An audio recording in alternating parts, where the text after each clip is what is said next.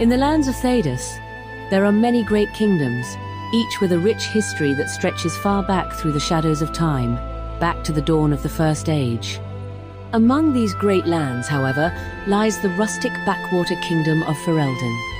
With nothing so grand as the tall, gleaming spires of the Empress's palace in Orlais, or as awe-inspiring as the vast open steppes of the Free Marches, the hearty folk of Ferelden share a history all their own, a history filled with constant conflict and strife. 'Tis this continual struggle for their very existence that has shaped and moulded the heart of the land and its people. No sooner had the oppressed peoples of Ferelden freed themselves from the shackles of their Orlesian masters than the foul beasts known as Darkspawn were vomited up from the deep places in the earth to cause havoc upon the lands. Their aim was to release the twisted form of an old god known as the Archdemon.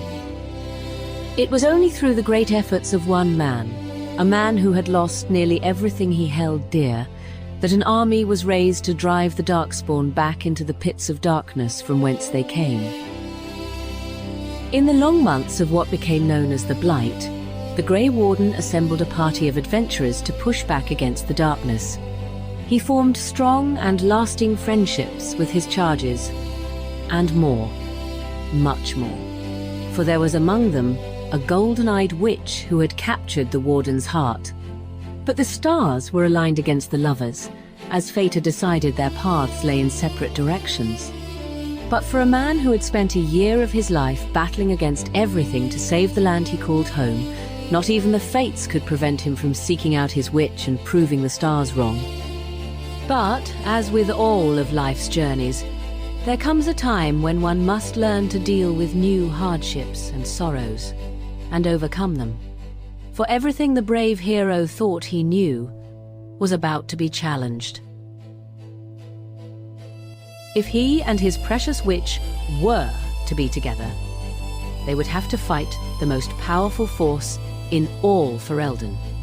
A force so dark and vile that the gods themselves feared it. If they managed to defeat it, then perhaps they might have peace to share a life together. If they failed, then Ferelden, and likely even all Thedas, was doomed to be consumed by darkness. This is that tale.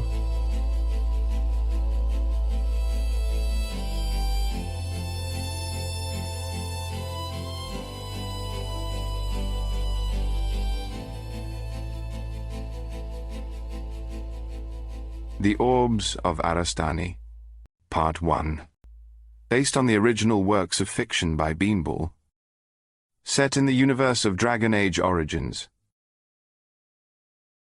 His sword had never failed him. Not in all the battles he'd ever fought before. Not against the terrors in the village of Redcliffe, nor in the bowels of the earth along the deep roads fighting the horrendous creatures known as Darkspawn. His sword had never failed him. It seemed almost to be a magical gift, the Warden thought. He and his sword were one. There was a sort of effortless symmetry between blade and man as they cut their way from foe to foe in a macabre ballet. His sword had never failed him. Not until today. Today, for the first time, his sword failed him. And it cost a good man his life. It had been several weeks since the armies of the Darkspawn had been defeated, the Archdemon destroyed by the Grey Warden, and the Blight eradicated from the scarred face of Ferelden. The new king, Alistair Theron, was busy organizing the rebuilding of his kingdom's ravaged lands. Bandits were rampantly preying upon the poor souls who managed to flee the Blight before it destroyed their homes and towns. Alistair had dispatched the Warden to the southeastern part of Ferelden, to a small village named Frost Creek. The bandits were especially active in that region, since it became a gathering point for refugees escaping the Darkspawn, some from as far away as the city of Denerim far to the north. Tents and small, hastily erected shacks littered the countryside just beyond the village. The smell coming from the many refugee camps was that of fear and hopelessness. The ground was trampled and muddy from the constant trodding of both beast and man. The village, once considered a quaint getaway haven for some of Ferelden's wealthiest nobles, was now nothing more than an infested slum. Conditions were far worse than any of the elven alienages that were in many of Ferelden's larger cities. The many hundred small fires burning in the camps began to cast a soft glow as night began to stretch its dark fingers across the land. There was an odd serenity to the scene, the warden thought as he sat on his sturdy wooden chair and looked out from his small cloth and leather tent. The sound of men walking in heavy armor towards his tent alerted the warden. 3 men by his count, 2 walking side by side and a third following slightly behind. The warden had spent the last several days without sleep, fighting what seemed to him like every bandit that ever rode upon Ferelden, but that was pale compared to the man who approached him now. The warden knew this was the final and unavoidable showdown he'd been regretting for several weeks. "I knew I'd find you sulking about in here," Alistair said as he entered the tent, his 2 guards waiting outside. "Your Majesty?" "Ah, you know I hate it when you call me that. Maker's breath. I swear the only reason you put me on the throne was so you could torture me." "You know that isn't true, Alistair." "I know. But you have to admit that you do like it, though. The torturing me part, that is." The warden looked up at Alistair and smiled. The man everyone else thought of as the King of Ferelden was the warden's most trusted friend and ally during the last dark months of the Blight. They had a special connection that few men ever understand. The kind of connection that only comes from facing death together on numerous occasions and always finding a way to come out the victor. "I only have a few moments. I just wanted to see if you were okay. I heard about what happened to Phineas." Phineas was a good man. "It wasn't your fault, you know." "How, Alistair? How was it not my fault? You weren't there. I led the attack on the bandits' camp. It was my responsibility." It was my mistake that cost Phineas his life. "True, I wasn't there, but I know you, and I know you are my most capable commander." Alistair paused for a moment to consider his next words.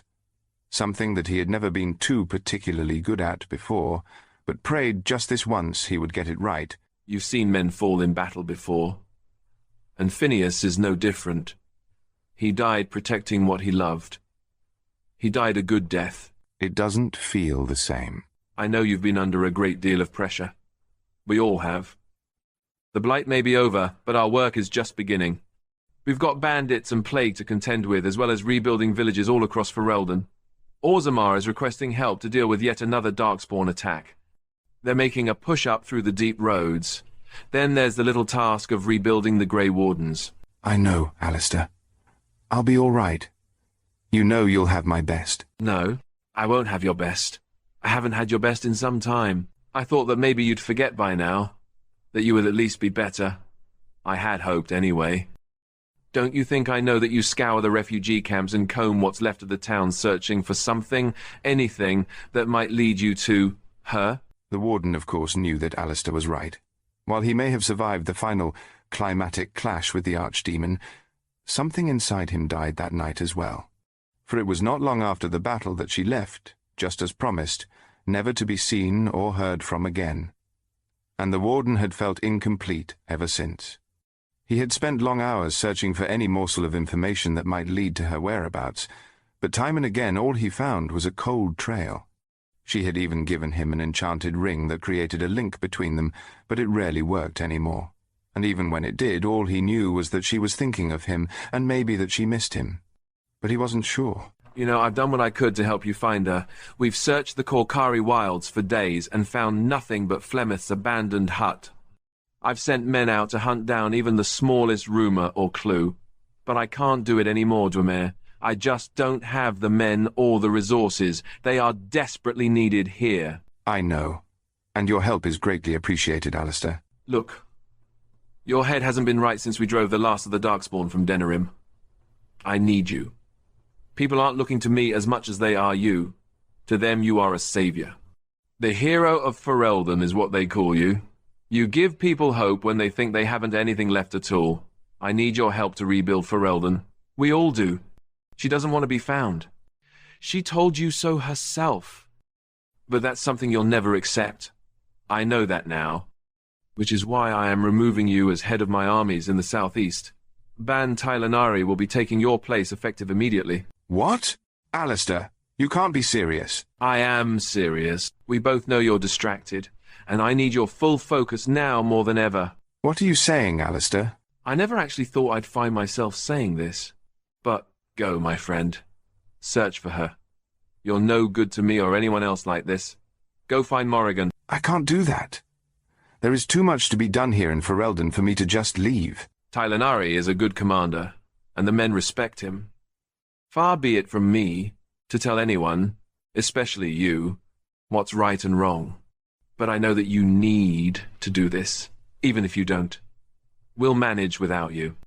Call it a repayment for your making me king. You're never going to let me live that down, are you? Never. The warden had just finished stuffing his pack with all the essential items he would need and was placing it on the cot when Alistair arrived. Oh, look. Another drab grey morning. It's getting to be my favourite colour, you know. Good morning to you, as well. I see you're packed, so I guess that means you're off then. Any idea where to? I heard Leliana went west towards the village of Terweir.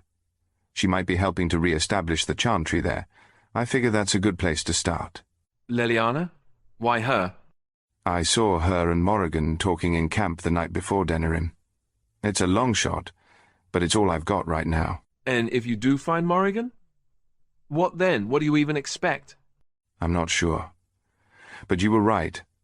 I need to at least try to find her, the warden said as the two men walked out of the tent and headed for the small dirt and mud path that led out of the encampment. This is as far as I can go, my friend. I can help you when you save the world, but saving yourself, that you get to do on your own. Thank you for everything, Alistair. I know this was my idea, but try not to be too long about it. Remember, Ferelden needs its hero back soon, and in one piece. And tell Morrigan that she owes me one. Bloody witch never liked me anyway. She liked you well enough. Oh, really? And what makes you say that? She didn't slit your throat while you slept. How very comforting.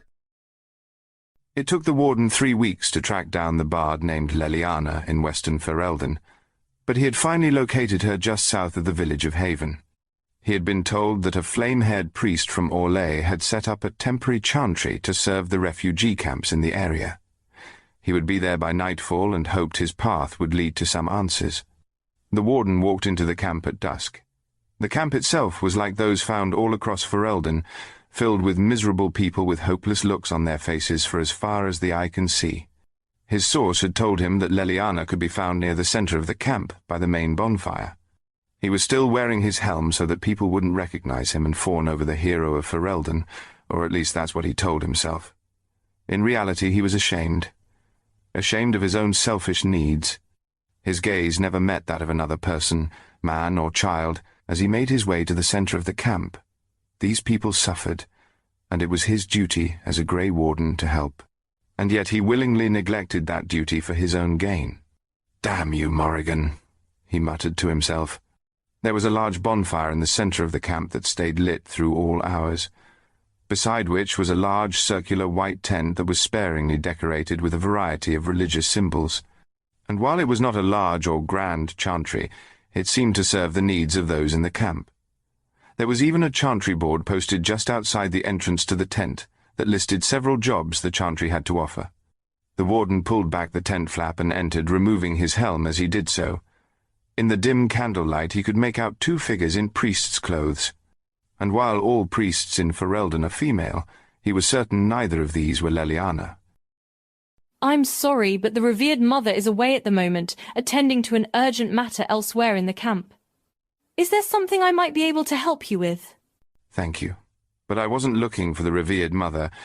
I was wondering if you might have a priest here by the name of... Dwemer! Came a shout from behind the warden. And before he could prepare himself, she was upon him, wrapping her arms around him in a big, squeezing hug. Leliana! You will address her as revered mother, and by nothing else. Bish posh, he can call me whatever he wants. What? You're the revered mother? The warden could hardly believe it. He knew that Leliana had always put a great deal of trust in her faith, but he still had a hard time picturing her as a revered mother of the chantry. Is it that surprising that I'm the revered mother? No, definitely not. Revered mother, who is this man? The warden placed his finger to his lips, making the shush gesture, his back turned so that only Leliana could see him. This is a dear friend of mine from Denerim, who I haven't seen in a long time. Now, if you'll please excuse us, Leliana said as she and the warden walked out of the tent. The pair made their way to the bonfire. A bench made from scrap pieces of wood offered them the only place to sit. Leliana was the same as the warden last remembered her, which seemed like years ago, even though it had only been a few months. She was just as giddy and talkative as ever. There was a time when he would only half listen to the many tales that she told around the campfire. But that night he listened intently to every word she said. He had forgotten how to enjoy the simple things, and she was reminding him, just like she always did. after the Blight, there was a shortage of available priests to offer services to those who had lost everything. I was chosen to head this chantry because of my role in aiding the Grey Wardens at the Battle of Denerim. I guess I have you to thank for that. You don't need to thank me. We wouldn't have been able to do what we did at Denerim if it weren't for your help. But you didn't come all this way to hear about me. You've had the same look all night. I know that look. You have something on your mind. Is it that obvious? Considering you look as rough as I've ever seen you, and there's a rumor that the hero of Ferelden hasn't left his tent in weeks, then it can only be one thing. And what would that be? You're looking for Morrigan, aren't you? Yes, I am. I don't know how much help I can be, but I will try. What do you need? I need you to tell me what Morrigan said to you the night before she left. That last night in camp before the battle, I thought I saw you two talking. If she told you anything or gave you some sort of clue as to where she might be going... I am sorry, but she did not tell me any of her plans. I did not even find out that she was leaving until afterward. But I will tell you what she said to me, and maybe that might help. Come to think of it, she was acting rather odd that night. Odd? How so? It's hard to explain, but she seemed different. Almost like she was worried about something. Not about her concern for you, but something else.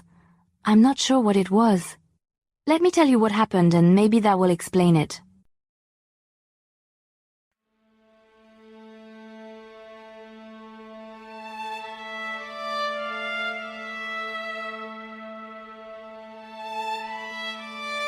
Leliana's feet were killing her.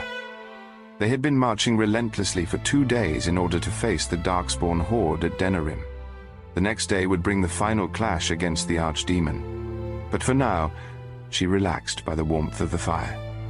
Leliana was not unaccustomed to war. To the contrary, she was a formidable opponent on the battlefield, and she knew that thinking about the battle to come was fruitless. Until that time, she would rest and focus herself. Leliana, Someone said from behind her. She turned to see Morrigan standing just at the edge of the fire's glow. Morrigan normally stayed by her own fire, away from the others, even when the Warden was in camp, most often making him come to her. And she rarely spoke to anyone but him, unless she was being cruel and manipulative. I would have a moment to speak with you. Morrigan, I really don't have the time. Please. That one word cut through the bard quicker than any steel. Never before did Leliana hear Morrigan utter it. And worst of all, the earnestness in her voice told Leliana that she meant it. Is something wrong? If one more person asks me that, I swear I shall set their hair on fire. However, 'tis not what I wish to discuss. What is it then? I wish only to talk. You want to talk to me? What are you up to? Leliana was completely puzzled. Morrigan could be more cruel and cunning than any person she had ever met, and Leliana was more often than not the witch's favorite target. Morrigan never even called Leliana by her name, simply referring to the bard as that girl. I am not good at these sorts of things. I've never had reason to be before. 'Tis no secret that we've not been close, you and I. Is there a point to all of this, Morrigan? Please, this is important. You were both right about me. I was being selfish. He cares for you very much. He trusts you. I I just wanted to tell you that I do not mind your friendship with him. Why are you telling me all of this? I have been cruel to both you and your comrades. My comrades.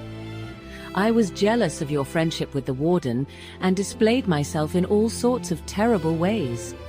But tomorrow he will need you. He will need all of his friends. You make him stronger. He makes us stronger too. That's how friendship works. I have never had friends, so I would not know. The witch turned and walked slowly back into the night, back to her own self-imposed exile, concluding what Leliana thought to be an odd interaction. And that was it. We never spoke again after that. The sun was starting to rise, and the first faint light of day was beginning to trickle in. The bonfire from the night before had been reduced to smouldering ashes. They had talked all night, and the Warden hadn't felt this good in a long time. He and Leliana had had many such talks in the time they had known one another, but this was perhaps the most important, he thought. I could tell she was genuinely worried about you. Whatever you believe her motives were, Dwemer, you have to know she truly cared. Maybe it's best that you don't find her. I did not get the impression she wanted you coming after her anyway. So everyone keeps reminding me. But what am I supposed to do, Leliana? She's all I think about. Night after night she haunts my dreams. I see her in everything, in everyone. There is a saying in Orlais, no matter how beautiful the rose, you have to let go eventually or the thorns will make you bleed. You are a very dear friend to me. We have helped each other face many hurdles, but I can't help you with this. Only you can decide whether you want to bleed or let go. I'll bleed. The Warden had been heading north, toward Orzammar, when he received word from the old mage Wynne requesting that he meet her at Circle Tower. So the Warden set off eastward, towards Lake Calenhad, a journey of several days. Circle Tower was still in good condition, as this was one of the areas least affected by the blight. Circle Tower's scars might not have been visible on the outside, but they ran deep. The last time the Warden was at Lake Calenhad, the tower was dealing with turmoil from within. Turmoil that claimed the lives of many mages and threatened to collapse the Circle of Magi itself. He had killed the demon responsible, having to make a journey to the Fade to do so. As the Warden approached the tower, he noticed several well-armored guards standing at the entrance to the base of the tower, the royal coat of arms proudly displayed on their breastplates. Alistair, the Warden muttered to himself as he made his way toward the heavy wooden doors. The guards eyed him suspiciously as he opened the door and went inside. It's about time you got here. It was, of course, Alistair who greeted him first. Sorry to keep you waiting. I didn't even know you'd be here. We found something. Something that might be useful in your search. What is it? We found a map. An old map. Maybe 1,000 years or more. At least that's what Wynne thinks. Wow. An old map. So in case I ever need to know where the roads used to be. Will you be serious for a minute? The map's enchanted. Enchanted? How so? I'll let Wynne explain that part. Mainly because I didn't understand it when she explained it to me. Where did it come from? We're not really sure where it originated. It was located locked inside a chest in a ruined temple in the eastern Brazilian forest, near the coast. I might tell you about it sometime. It's really quite an amazing story. Although, how we got it isn't as important right now as what it does.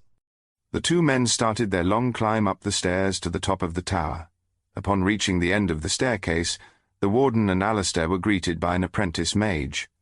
She was a young woman with blonde hair that was intricately braided and rolled into two small buns, as was the fashion for most women in Ferelden. I am Nerfil. Enchanter Wynne is expecting you. Please, come with me. Nerfil led the two men down a long, arched corridor. At the end was a single metal door. Nerfil gracefully opened the door and gestured the men inside. The Warden entered the room and was greeted by tables covered in books, scrolls, and all other sorts of arcane texts. Large bookshelves lined the room in rows. This was no doubt the Circle's library. Do you remember what you were doing the last time we were in this room? Yes, I do. It's nice to see they've cleaned it up since we were here last. The warden's voice once again brimming with sarcasm. Of course the warden remembered this room. This was the room where he and Morrigan had shared their first kiss. It was a brief and unexpected thing, but the warden cherished the memory as one of his favorites. Dwemer, so good to see you, a woman said as she raised her head from behind one of the stacks of books that lay on the table she toiled at. She was an older woman, with flowing white hair and an ornate robe that proclaimed her as an enchanter. This was Wynne. She had been living in the tower most of her life when the warden first met her. While their first meeting didn't go well, the warden, in time, came to rely on Wynne's wisdom and quiet strength. She provided invaluable assistance in helping the warden gather the armies Ferelden needed to face the Blight. Come closer and see what I've found out about the map, she said, gesturing the two men closer with her hand. As the two neared the table, Wynne began to carefully unroll what looked like a large piece of parchment onto the table. This map is over 2,000 years old, predating even the Tevinter Imperium, from a time far before the First Age.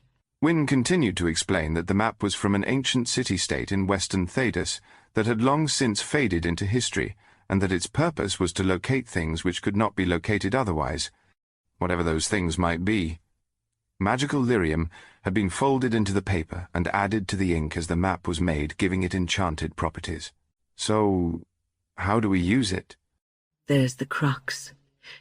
You can only find the object that seeks to be found. If the desired location was never intended to be revealed, then the magic of the map will be prevented from working. The warden was sure that in her heart, Morrigan wanted him to find her. It was the only thing that kept him going all these long months of searching. We will also need several components for the spell to work properly. Most are simple enough ingredients, but will take some time to prepare. But I need something that binds you and Morrigan together. Something that is hers, but also yours as well. I'll need to use the ring she gave you, Warden. But know this, whatever answers the map gives or doesn't give you, the ring will be destroyed when the spell is cast. So we get one shot at this, just like always. How long before everything is ready? Tonight, when the sky is in full darkness, halfway between nightfall and dawn, only then can the spell be cast and the enchantment invoked. That is when we will proceed. Wynne said with a seriousness in her voice that made the warden uneasy. He had never allowed himself to get his hopes up before. But those same hopes that had been crushed and hidden away for so long began to creep out, despite the warden's best efforts. In the meantime, Warden, we have not seen each other in some time, and it would be good to talk. The enchanter's voice was almost motherly at times. Wynne had indeed become a sort of mother figure to the warden. They first met not long after the death of his real mother at the hands of Lord Howe's men. They walked along the corridors of the tower until they came to an unassuming wooden door. This was Wynne's office. It was where she could be found when not in the tower library or teaching apprentices the fundamentals of the magic talents that they possessed. Come and sit, Wynne said as she pushed a pile of books off of one of the chairs that was in the small and cluttered room. Don't mind the clutter. I have something I need to talk with you about. Something I need to tell you. What is it? It's something I promised I would never tell you. But it's also something I should have told you long ago. I don't understand, Wynne. What are you trying to say? I'm saying that I was the last to see Morrigan. I saw her as she made her way out of the castle at Denerim. What? Why didn't you ever tell me this before? Did you talk to her? What did she say? She made me promise to never tell you what I saw or what was said. But I'm too old for secrets now. Too old for games. And you were in love. Wynne's eyes seemed to drift off into the distance, to another time and place, a sentimental place that the old mage hadn't been to in years. Wynne had initially been the strongest voice against his joining with the witch, but in time she became warmed by the couple as they grew towards each other. She would become the only member of his party to speak out in his defense on the matter.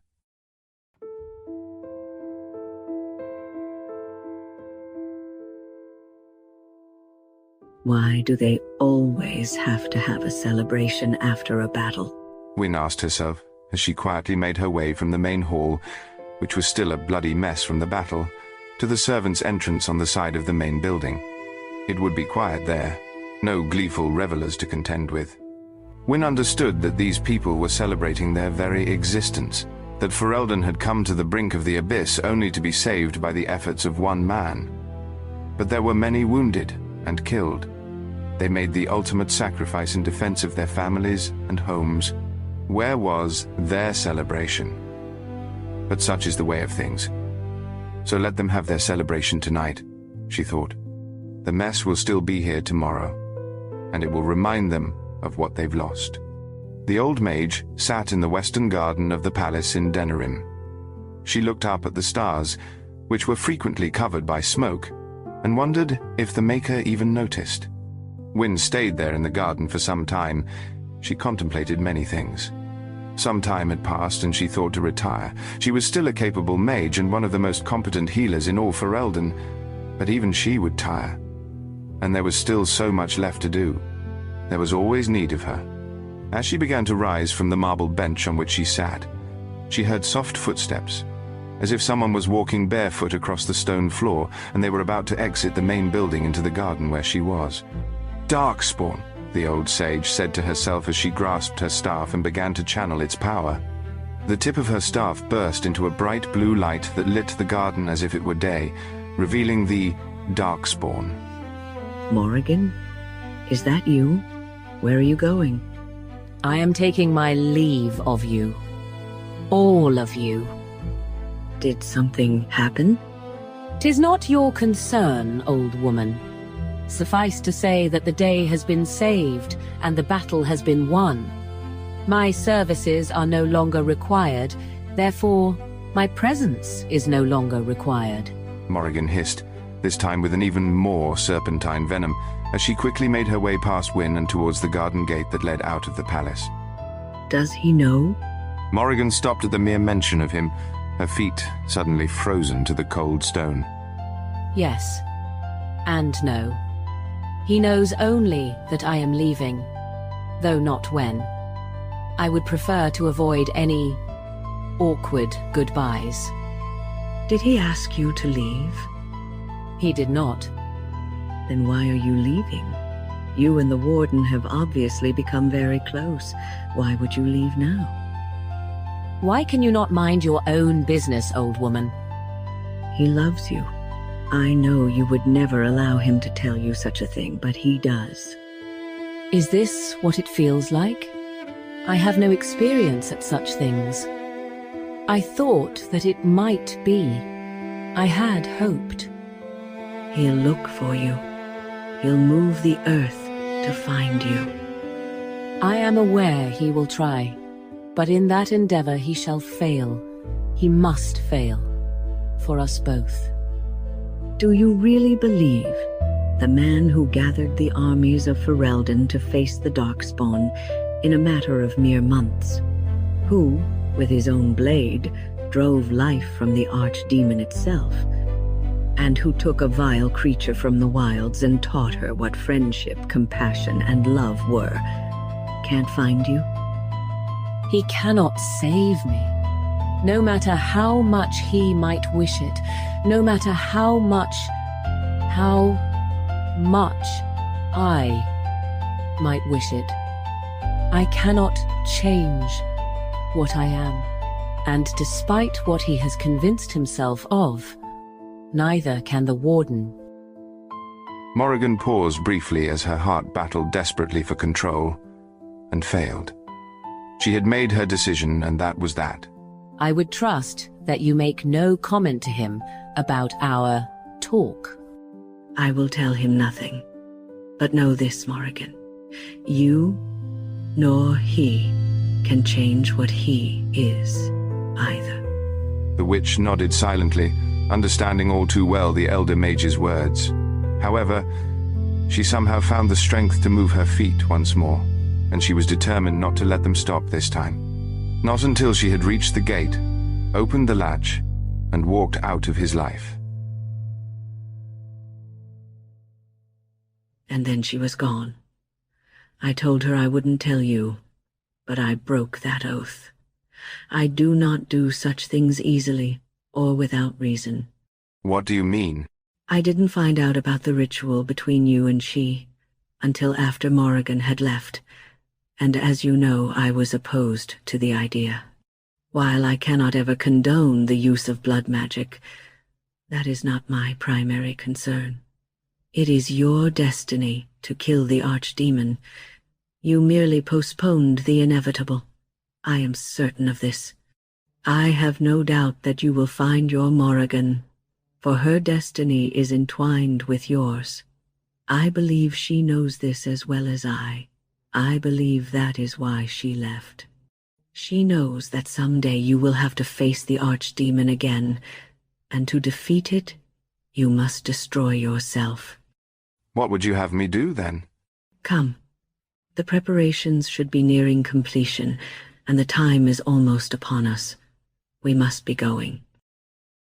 A large stone altar lay in the middle of this otherwise ordinary room. Upon the altar the map had been unfurled and placed. 5 white candles had been lit and placed around the map. On each corner of the altar rested a small jar of oil. The warden was unsure what kind of oil had been placed in the jars, but its aroma suggested he was better off not knowing. Wynne stood behind the altar. Her arms were raised in the air, her staff in one hand. She was reciting ancient incantations, incantations that had not been heard on Ferelden in over 2,000 years. To the warden's side, as always, was Alistair. And, what if this doesn't work? What then? Wynne grabbed a torch from its place on the wall. She went to each of the jars of oil and lit them. The oil burned brightly and cast off a faint green smoke and stunk of burning hair. After each of the jars had been lit, Wynne replaced the torch to its spot and returned to her place behind the altar. The ring! Wynne said firmly, holding out her hand. The warden slid the ring from his finger. It was the first time he'd removed it since she first gave it to him. He wore it always, and it was his most cherished possession. It had even saved his life once, when he had been imprisoned for the murder of Lord Howe. Visions of the night she had given him the ring now filled his head. Memories were all he had left of her. He gripped the memory tightly, determined never to let it go. He slowly and reluctantly placed the ring in the palm of Wynne's outstretched hand. Alistair, for once, had nothing to say. Let him who seeks that which cannot be found be shown the way. Let the path that does not exist guide him, Wynne said aloud as she tossed the ring into the air. The ring exploded in a flash of red and green light, leaving an aura that floated back down to the map and disappeared within it. Now we wait. The warden stood in his spot, transfixed. He gazed at the map, hoping that something, anything, would be revealed to him. But as the seconds passed, nothing happened. I knew this wasn't going to work. Alistair mumbled out the side of his mouth. But soon, the warden thought he saw the map starting to come to life. The faded ink became rich and colorful once more. He felt the ground beneath his feet tremble. A bolt of energy exploded from the map and slammed into the warden, knocking him to the ground. Then, all was silent. Duamer, are you all right? What happened? I'm not sure. It looked as though something knocked you down, but I didn't see anything. What the warden saw was for him, and him alone, if that which he seeks truly wants to be found. Images began flooding the warden's head. Places he'd seen and been to, and others he had no knowledge of. People he knew and many others he didn't. Then, in a sudden flash, the fog lifted and the haze cleared from his vision. What is it? I know where she is. Part 2. Morrigan had lived in the wilds her entire life, hardly ever venturing into the cities of men. She admittedly lacked the social graces needed for life in civilized society, and she much preferred the freedom the wilds offered. There were no self-righteous priests or ignorant circle mages. She was free to come and go as she pleased. Live life her way, on her terms. Sometimes, however, she would occasionally assume the form of a wolf and spy on unsuspecting humans that had strayed into her domain. She stayed out of sight and watched from the edge of the forest.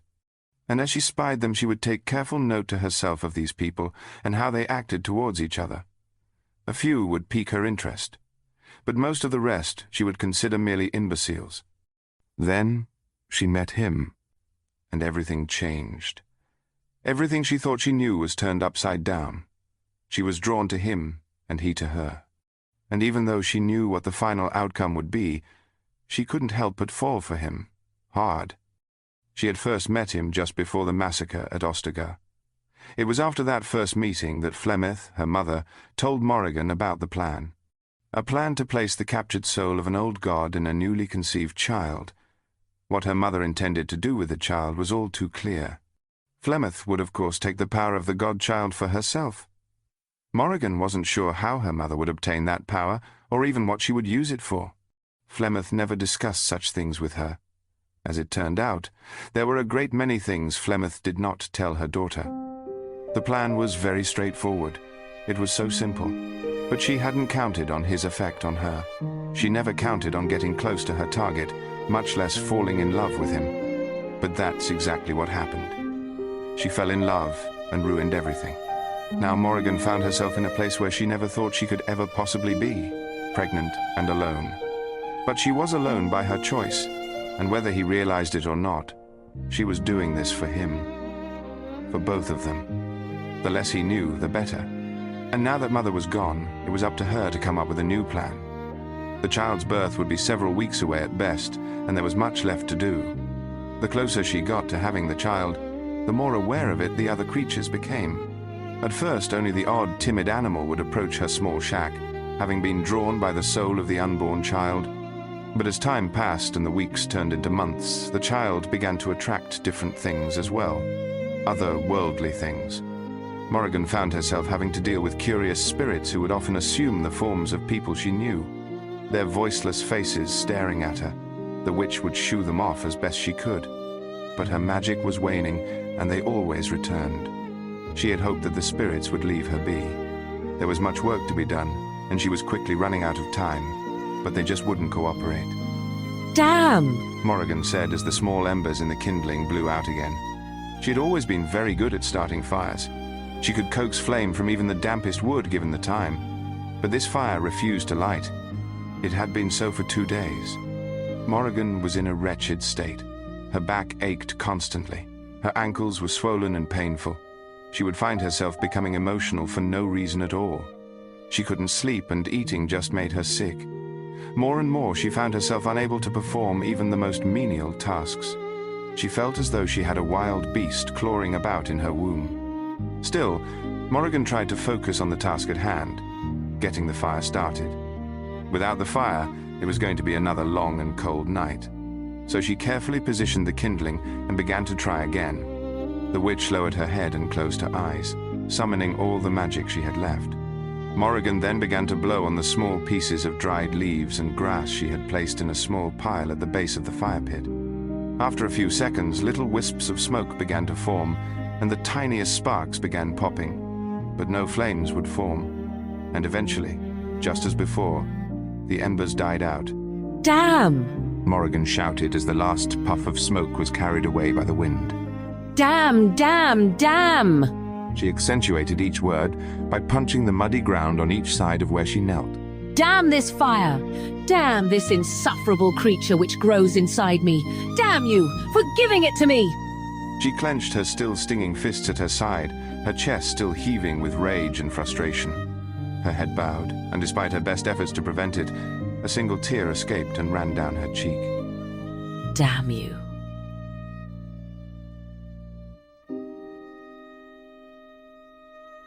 She slowly stood up, using a large rock next to the pit as a crutch to aid her. She brushed away the hair that dangled in her face, leaving dirt streaks from her ash-covered hands behind. Behind her, she heard a loud snap as a twig broke from being stepped on. Morrigan turned around, expecting to see another curious beast who had been drawn out of the forest. But that's not what she saw. What Morrigan saw was the last thing she had ever expected to see. Her mind had a hard time grasping it at first. She made it a point to be prepared for anything, at any time. but she was not prepared for this. Just because one knows where something is, that doesn't make finding it easy. The Warden had found that statement to be a cruel fact. Thanks to the enchanted map that Alistair found, he now had an internal compass pointing him right to Morrigan. It was like a beacon, and the closer he got to her, the stronger it pulsed. But Morrigan had chosen her path well, and she still proved to be elusive. The first thing that surprised the Warden was the fact that she was to the east. He had suspected that she would go west. He had also heard rumors of a woman of Morrigan's description in the Frostback Mountains. But there was no denying it. She was east of here, somewhere in the Brazilian forest. The forest itself could be dense and overgrown. Hiking through it was no easy task. Getting lost or disoriented was a real threat. Complicating matters further was the fact that the veil between the Fade and the mortal plane was thin there due to the forest's bloody past. Spirits and other creatures from the Fade roamed freely in places. Morrigan had chosen her path well, indeed. The Warden made the journey to the forest's edge, and as the trees became more frequent, he started following the animal paths as they wound their way through the thick underbrush. The going was not easy, and it tired him. He had to stop more often than he wished to catch his breath. It would be days of hard going, but he was more determined than ever to find her. The further he traveled inside the forest, the more he could feel her presence. It was getting stronger. He knew she was there, somewhere. Memories of the last time he was in the forest began to wash over him, and these memories were particularly strong. Images of Morrigan's angry scowl flashed through his mind. She was often angry with him. She was jealous of the time he was spending with Leliana, and she let him hear about it. The Warden smiled to himself as he walked. He liked the fact that Morrigan had a jealous side. It was one of the only ways she ever openly displayed affection for him. It was her way of showing that she cared. He openly declared that his interest was only in her, but that did little to help. She would end up asking him to choose between Leliana and herself. It was an easy choice, since he and Leliana were merely friends. That seemed to satisfy the witch at the time, though she still cast angry looks in the bard's direction on occasion. It took the Warden more than a week of tracking through the wilderness before he began to feel like he was starting to get close. As he made his way through the dark and dense growth, he would encounter spirits. At first he saw only a few, but the more he traveled and the closer he got to her, he would see more and more apparitions. These spirits seemed to be drawn to something, as if something was calling to them. If they knew he was there, they made no sign of it. The Warden passed by them unnoticed. Ahead of him lay a small clearing. The trees seemed to thin out, and it would provide a place where he could rest and get his bearings. He was very close now. He could feel it. He even swore he could hear a woman's voice. He stopped at the edge of the clearing, just inside the tree line, to investigate. What he saw was a woman leaning over a fire pit that had no flame. She had long black hair that was pulled back in a ponytail, which had mostly gotten loose over time, and stray strands of hair hung down the sides of her head. She looked as though she was having difficulty moving around as she knelt beside the pit. He could tell she was having trouble getting the fire lit. She was becoming frustrated. The woman began reaching around the base of the fire to gather more kindling for another attempt. As she turned to pick up a few dried leaves off of the forest floor, that's when he saw her face. It was a face he recognized. It was a face he had been longing to see. It was her. His heart began racing. Suddenly, he was frozen. The Warden had faced down the archdemon itself, and he had slain it. No foe had ever bested him in battle. No quest was too great for him. But this was a new sensation that he was unfamiliar with. His feet were too heavy to move, as if they were made of stone. He was afraid. There she was, just a few yards from him, and as he watched her from behind the trees, he contemplated turning around and giving up. Maybe seeing her was enough. Maybe he should leave her be. She looked tired and miserable. Dirt covered her face, and her clothes were a mess. Her belly was swollen with child. His child. She was the most beautiful creature he had ever seen. Morrigan's frustration over the fire erupted as she began to yell in anger. The Warden watched but could not get the nerve to take that one step out of the darkness. One step was all it would take. Just one small step, and he would be out in the open where he could see her, and she him. He slowly put his foot forward, trying desperately to find the will, but it would not come. He pulled his foot back and slid a little deeper into the shadows. Snap! A twig cracked beneath his foot. She had heard the noise. Morrigan turned to face the sound, and that's when she saw him. She gasped, putting her hand over her mouth. Slowly, her expression changed from one of shock and confusion to one of anger. Begone, spirit!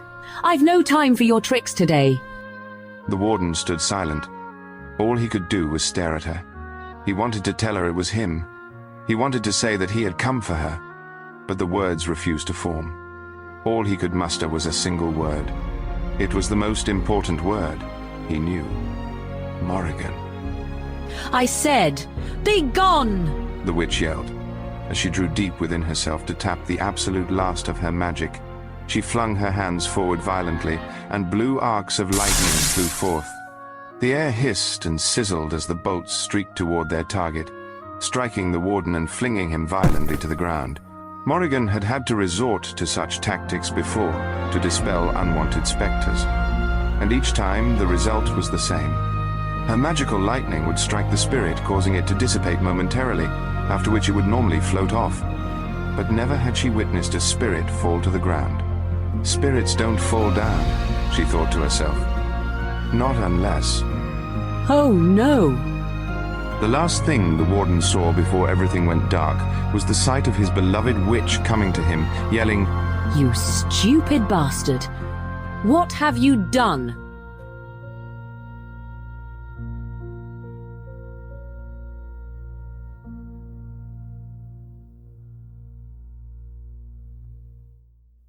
The fog started to lift from his head, and things slowly began to come into focus. He was lying down on the floor of a small shack. There was a hearth to his left that was lit, casting a soft glow over the interior. A bandage had been wrapped around his head, which was throbbing. He reached for the bandage and felt a large lump beneath it. A hand seemed to come from nowhere and smacked his own, knocking it away from his injury. Do not touch that. You will only make things worse than you already have. The warden found a way to climb to his feet and stand. He still felt weak and groggy, but his faculties were slowly returning to him. I see you got the fire lit. You just could not leave well enough alone, could you? I had to find you. I swore that I would find you. Had it not occurred to you that I did not want you to find me? Did I not tell you that very thing? Did it ever enter that thick skull of yours that when I said we would never see each other again, that I was serious? That's not true. I wouldn't have found you unless you really wanted me to. What are you talking about? I wouldn't have found you unless you really wanted me to. That's how the spell worked. Alistair found a map. Alistair, I should have known. Do continue. This has got to be good, if Alistair is involved. What was I supposed to do, Morrigan? Just sit there? You didn't give me any kind of explanation. I thought you wanted to be with me. How we felt about one another was irrelevant to the situation at hand. 'Twas my duty to produce a child and save your life in the process. So you were just doing your duty? Is that it? Ensnare a man's heart, then leave? You filthy bastard! She fumed, as she slapped the warden across his cheek as hard as she could. You have no idea, absolutely no idea at all. I have been alone in these wilds, carrying your child. A child that can never be raised around others, least of all you. The child has no taint. Why would you choose to keep me from it? I shall explain it to you, very carefully. You are a Grey Warden. Do you not think the people who so admire the hero of Ferelden would not turn into a vicious pack of rabid wolves the very instant they discovered that you had a child conceived through blood magic?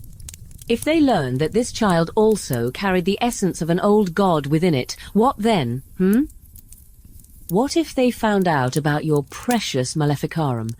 How do you think they would react? Add the fact that this child will most certainly possess magical talent, do you honestly believe I would allow the Circle of Magi to take my child? I don't care about that. No, you don't. Which is why I have to care for both of us. You are asking me not to be a part of my own child's life. How would you react if our roles were reversed? I am asking you to do what's best for both me and our child. Can you not see that? No, I can't. I can't see how you hiding away from the world helps anything. You're going to try to have this baby all by yourself, off in the middle of the forest. What if something happened to you, or to the child? Do you truly think me ignorant? I have planned carefully for every possible situation. You were prepared for me to find you. The warden's question stung the witch deeply, and she said nothing in return, her only response being an angry glare. I don't care what you are. There's no reason for you to be alone. Whatever it is you think, you're wrong. You don't have to do this by yourself.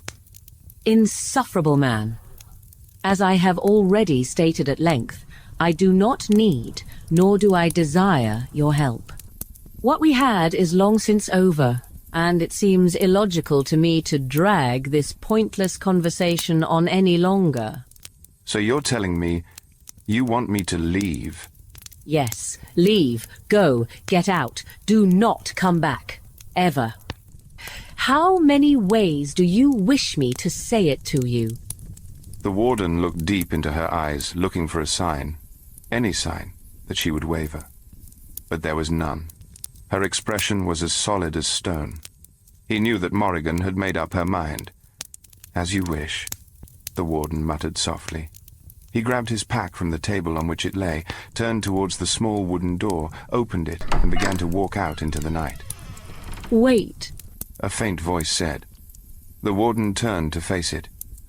Morrigan's expression had melted to that of a woman who was frightened and tired of being alone. Don't go. To the witch's complete surprise and utter annoyance, she was learning that just because one chooses to run away from uneasy circumstances, that doesn't mean you can be free of them. His powerful effect on her always lingered and couldn't simply be shrugged off and discarded as she had hoped. There simply was no escaping it. And then something remarkable happened. It might have been the months of solitude, or being with child, but she didn't care anymore. Morrigan, the witch of the wilds, whose heart was made of ice and stone, who never showed any weakness, slowly fell to her knees and broke down.